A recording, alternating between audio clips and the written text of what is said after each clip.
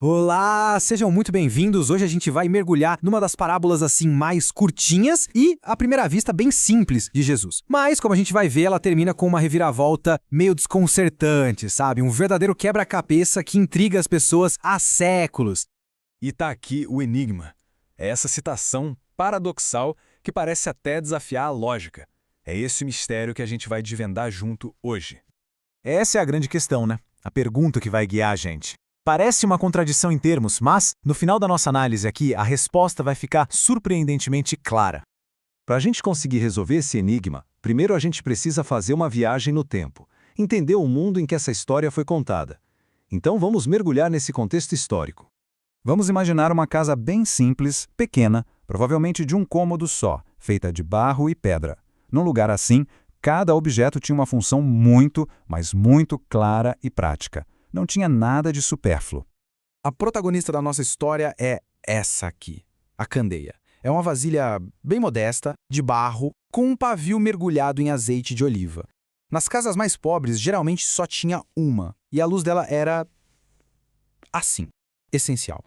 E este aqui é o alqueire, um objeto super comum do dia a dia, usado para medir e guardar grãos, cereais, e é o primeiro lugar absurdo que Jesus sugere que alguém poderia esconder a luz da candeia. E, finalmente, o velador.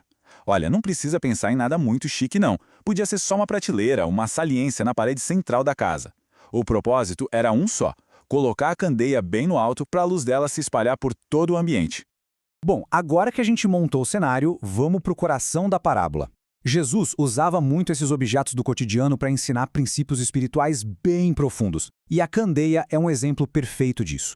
É aqui que o argumento central de Jesus fica bem claro, através de perguntas que nem precisam de resposta. A lógica é óbvia para qualquer um que ouvia ele na época. Ninguém, em sã consciência, acenderia sua única fonte de luz para depois abafar ela, né? A lógica é inegável. Luz foi feita para iluminar. E aqui está a grande metáfora. A luz da candeia, na verdade, representa a verdade divina, a palavra de Deus. A própria natureza dessa luz exige que ela seja vista, que seja compartilhada, que ilumine o ambiente. Esconder seria ir contra o propósito dela existir. Essa frase só reforça essa ideia. Ela sugere que se algo está temporariamente escondido, é justamente para ser revelado com mais força lá na frente. O segredo é só uma fase, um preparo para a manifestação completa. E é aqui que a parábola dá uma virada. O foco sai da luz em si e passa para a pessoa que recebe essa luz.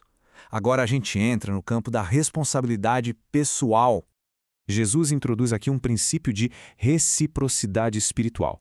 Quer dizer, a forma como alguém reage à verdade, a medida que essa pessoa usa para avaliar e aplicar essa verdade, é o que vai determinar quanta mais verdade e entendimento ela vai receber de volta. Então, o ponto crucial é como se responde à luz. Aquele que tem um coração receptivo recebe mais. Já aquele que não tem essa receptividade, que negligencia a luz, perde até mesmo a compreensão superficial que já possuía. A coisa que é tirada, então, não é uma posse material, mas a própria capacidade de entender. O enigma começa a se dissolver. Mas calma, tem uma camada ainda mais profunda aqui. A parábola não fala só sobre a responsabilidade de cada um. Ela se encaixa num tema teológico muito maior no Evangelho de Marcos, um conceito conhecido como o segredo messiânico.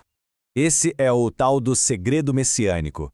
Se a gente for ler o Evangelho de Marcos, vai ver que Jesus várias vezes pede para as pessoas curadas, para os demônios e até para os discípulos para não contarem quem ele realmente é. A ideia não era ser um segredo para sempre, mas sim uma estratégia, uma revelação gradual. A luz sendo revelada aos pouquinhos é uma metáfora para o próprio Jesus revelando sua identidade. Era uma verdade tão radical, tão chocante para a época, que precisava ser apresentada em etapas, sabe? Para que as pessoas pudessem digerir e compreender.